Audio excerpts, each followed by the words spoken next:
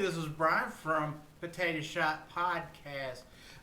Right before we start this interview with Phillip, I just want to let you know that the front part of the interview was kind of wonky. I made some mistakes. This is the first time we did this.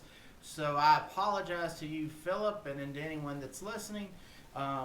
So just to go over what he said, he works at a hospital as a respiratory therapist, and he started drawing again back during the pandemic. So from that point on, we're just going to cut right into Phillip talking and answering a question.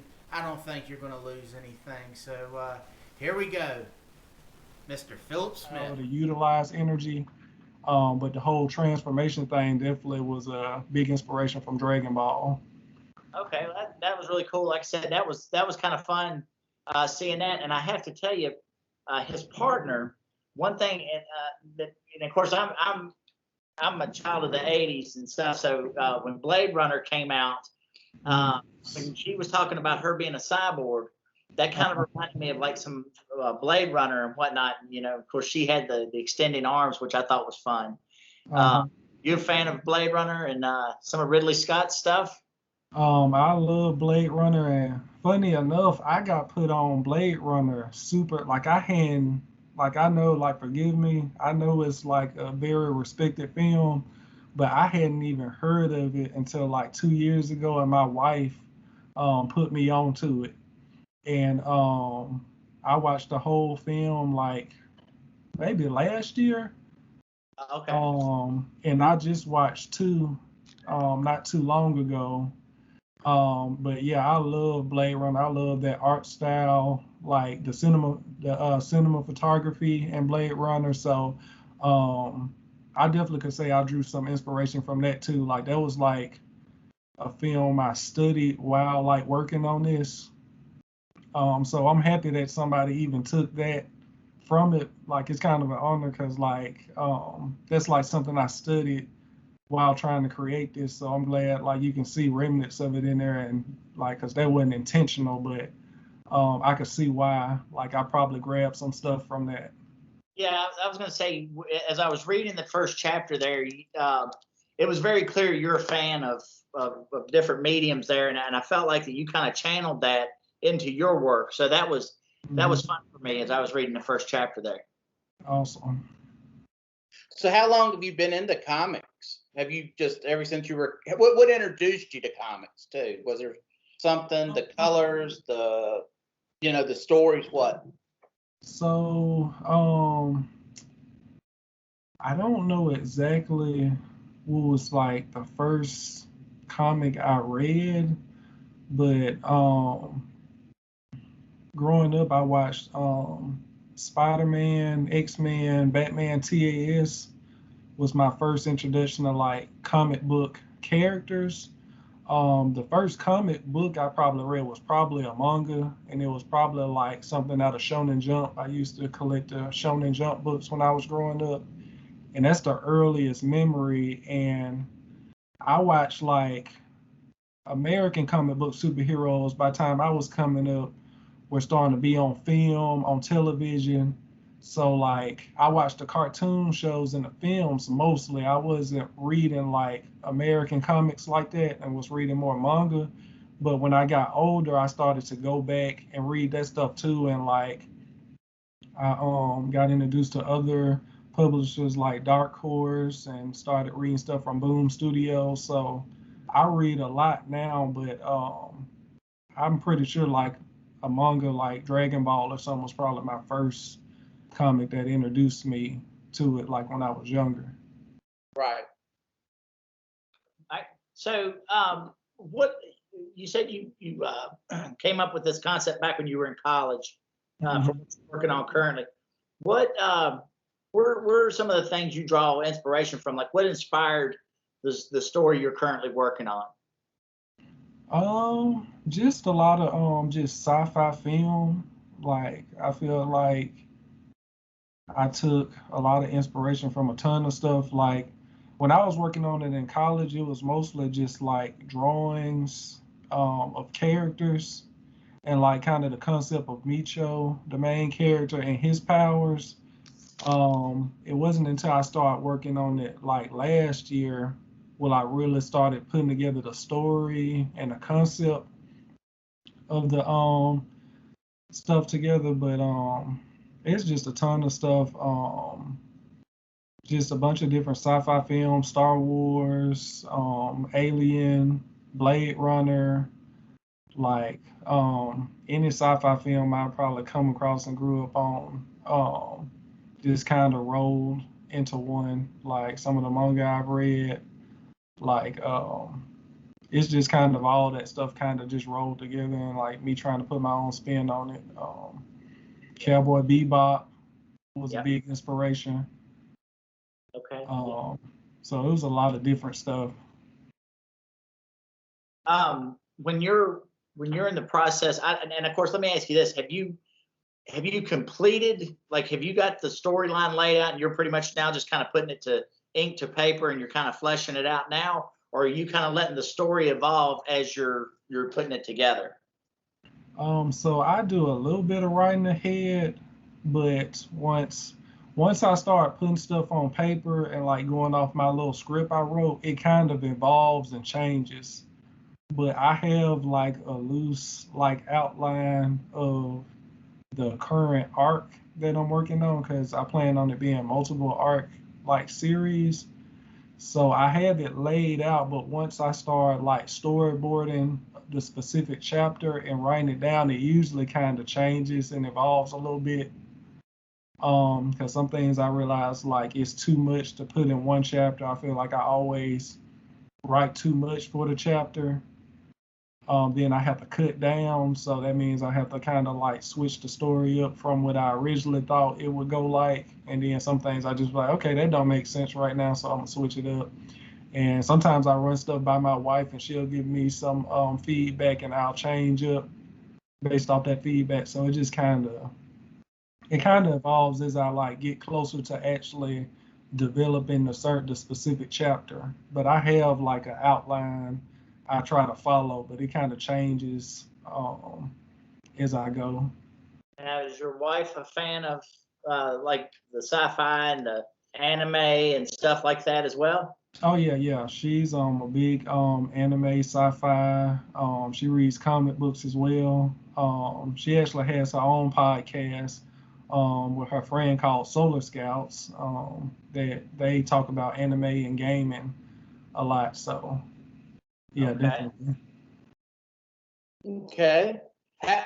So you said you let it flow as you're drawing. How many chapters do you think, if you were to, would you be able to guesstimate how many chapters do you think your story will tell? That I couldn't say for sure. I have like I said, a storyline of the current arc I'm trying to do. I have an ending in mind in a certain point that I want to reach. Like that, once I reach that point, that'll be the end of the story.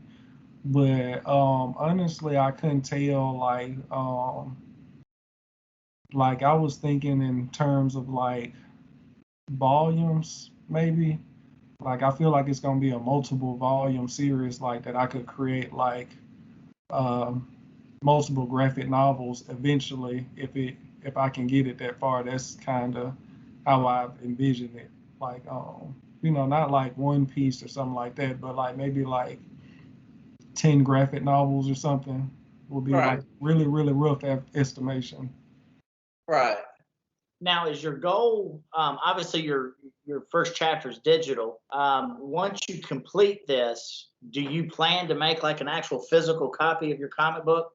Yeah, so like I'm kind of just taking it like a step at a time. When I first started this, I was like, and I was kind of just fooling my brain. I knew I wanted to do more, but like to just get myself started, I was like, I'm just gonna do a one shot. So I was gonna just do like a standalone story type of thing, and just see where it went. And the plan was to print that and make hard copies of the one shot. But once I got towards the end, like I had started working on chapter two already, and I was like, okay, this is not gonna be a one shot anymore. what can I do with this? Like, I was like, I can print now and, try to sell them and see if people want to buy this comic they never heard of before and do it that way. Then I got the idea of like, what if I just, I grew up reading this series called Mega Tokyo, Uh-huh.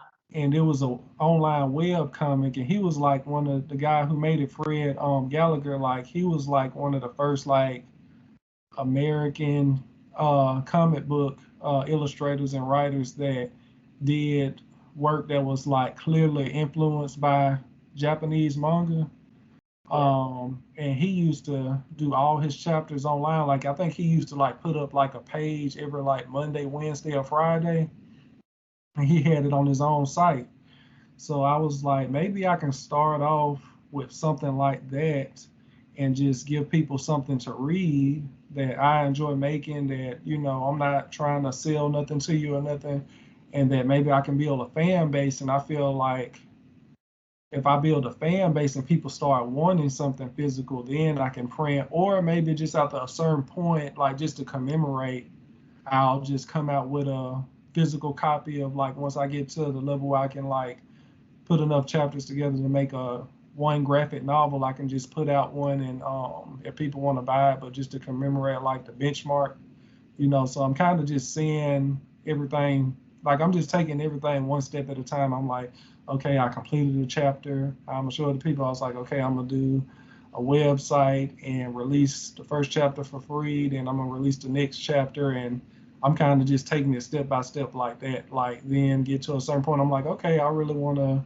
give people some physical, so I'll see the steps to like getting my stuff printed and bound, and see if people would like to buy the graphic novel. So I'm just kind of taking it at one step like that. So right now I'm doing just digital, but I would definitely eventually want to like release some physical copies to put out.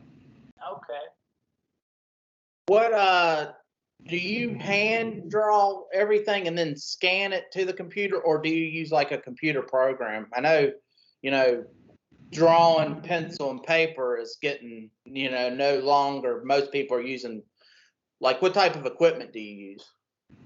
So yeah, right now I'm doing the first chapter was done exactly how you said. I wrote on pencil, then I inked, and then I put it in the program. So I use Clip Studio, which is kind of like the popular site that like independent comic book artists that I see a lot of them using, and that's what I decided to use, just kind of based off of that. But I really love the program. It's a lot that you can do with it. So right now the first chapter was done like that. The second chapter pretty much is being done the same way. The third chapter I'm gonna attempt to like just kind of stick to digital and maybe do some pages ink, just depending on how it go. But I'm kind of making the transition just because it's more you can do with the program, like just like with inking, painting, like coloring. Like you can mess up and like not have to start your work over. Right. Like it's cheaper, like supplies, like you got every utensil you could ever buy like right there on your computer. It's just so many advantages to just doing digital opposed to traditional. Traditional takes more time, like physically scanning in images takes time itself, then cleaning it up takes time, and you're kind of limited on how much you can edit with the scanned image. You can do a lot, like I did a lot on that first chapter digital, like a lot of that, some of those characters, like I edited their whole face, like I redrew their whole face in the program, like erased it and drew it digital. So it's a lot you can do, but you kind of limited, and it just takes a lot more time, and it's more costly to do traditional art. So um, I was very much against like the digital drawing, like back in the day, because I didn't understand it, and I felt like it took away from your art, but it really just kind of makes everything faster. So I really like it now. with your story, the way that you're telling it, we know you know this well. The kids aren't buying into comics like they used to. Are you being mindful trying to make it where which age demographic? Are you just does this make sense? Or are you trying to focus on a certain age demographic? Are you trying to, so you can get the most eyeballs on your product? So, um, I'm really thinking of it like, if I gave it like a movie rating, like I'm really like kind of in the PG-13 category. Like I want it to be a book that adults read and gravitate to and enjoy, but at the same time, if they kid got their hands on it, they wouldn't have to like snatch it out their hands, if that makes sense. Yep. Kind of like a family friendly, but serious themes like but just fun, like basically like how you go see a Marvel movie, but you there for you, but you bring your kids along because they can watch it and like it too, basically. Right.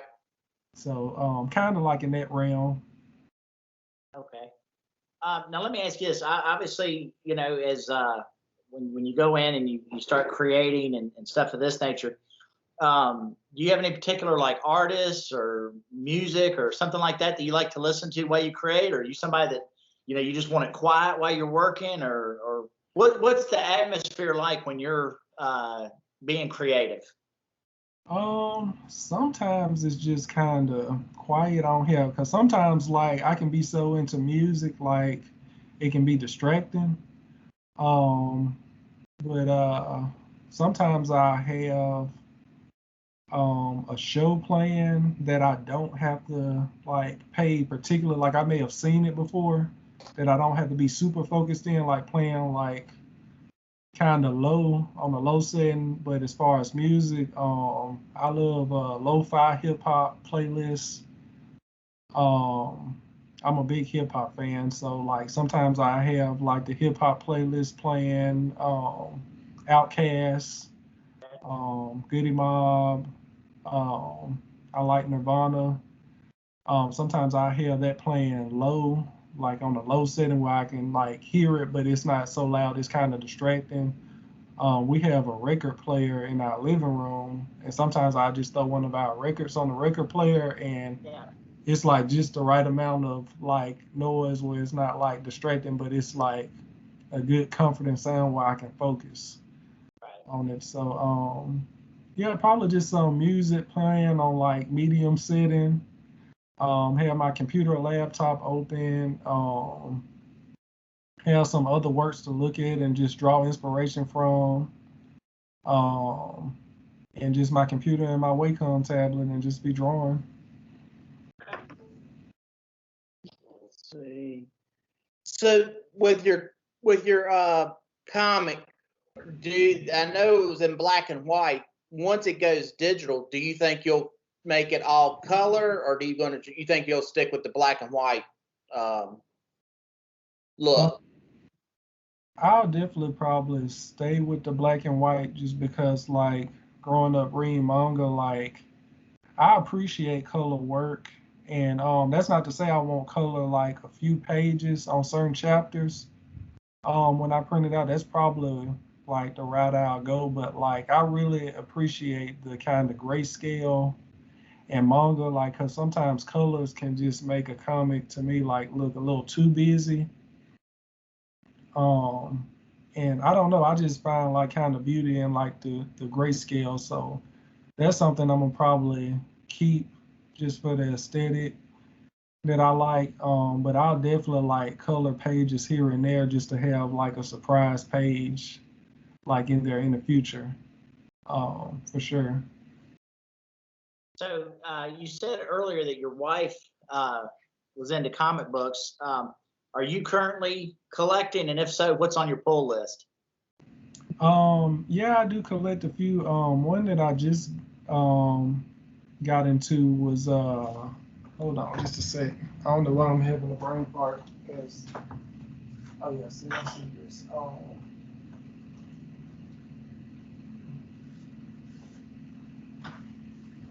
So, Seven Secrets was something I just read, like the most recent. I just bought the graphic novel that I think is really, really good, that I love.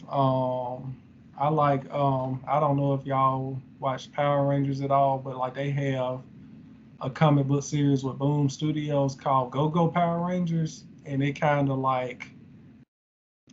takes the whole mythology of Power Rangers more serious. So like it's like Power Rangers from when you was a kid, but like a more serious undertone. Um, and I love that. Um, I've read Empowered, like I'm a big Adam Warren fan. Uh, let's see. I just started reading Invincible. I think Invincible is great. Have you watched the series on Prime? I've just started getting into it. We just watched the first episode not too long ago.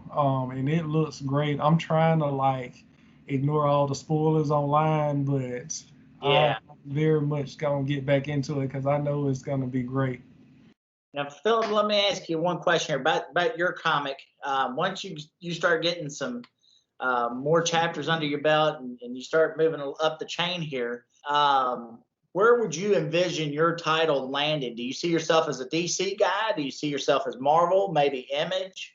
Where would you, if you had to put your comic under a publisher like that, where do you feel that your comic fits in?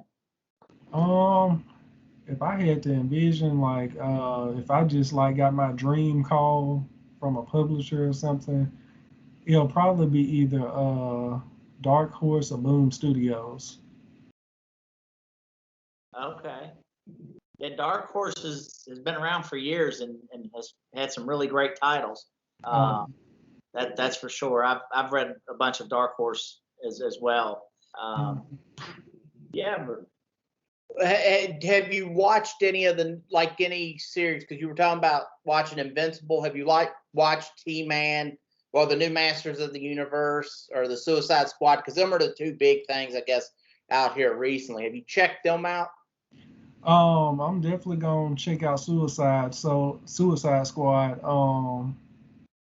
I watched the first film, but I watched the trailer for this one, and it just looks and feel more comic book than the last one to me. So like, I'm really excited about watching that. We just watched Loki Yes. um this past weekend, and I thought that was amazing. Um, and I haven't gotten around to He-Man yet, but I'm definitely intrigued. Um, I watched a little bit of the series UK, the Black Samurai. Okay. Um, um, so a lot of stuff like I just have to kind of like me and my wife are so into these series, we kind of both have to wait because we want to experience them together. So we just have to wait until we both have a moment to watch them. So it's still some stuff we kind of got to get caught up on. It's a lot. We got a big list we still got to go down. Yeah. In today's age, there's definitely, if you're a comic book fan of sci-fi and things of this nature, it's definitely a good time to be alive because there's a lot of good programming out there. Yeah, man, it's great. I'm living it. So, well, Philip, I think that's about all we got for you, bud. I want to thank you for taking time to sit down with us. I really enjoyed your first chapter, and I'm looking forward to more work from you. So I hope you find success with what you're doing. Yes, sir, man. Thank you. Thank you for interviewing me, man, and just having interest and wanting to do this interview. And I'll definitely like keep up with y'all stuff in y'all podcast. I notice y'all do a lot of wrestling and UFC stuff. Yep. I was a big wrestling fan back in the day, and I still keep up with some stuff. My cousin is a big wrestling fan, so whenever I talk to him, that's when we talk about wrestling. But Yeah. I'm definitely gonna be on the lookout for y'all too, man, and I appreciate the love. Yeah, absolutely. Well, thank you very much, and we'll see you later. All right, thanks, man. Good talking with you guys. Good talking with you. Goodbye. Thanks again for listening to Potato Shop Podcast. You can listen to us on Apple Podcasts, Google Play, Podbean, and all the other groovy places you listen to your podcast. Follow us on our different social media. At Instagram, we're at Potato Shop Podcast. Twitter, at Potato Shop PC.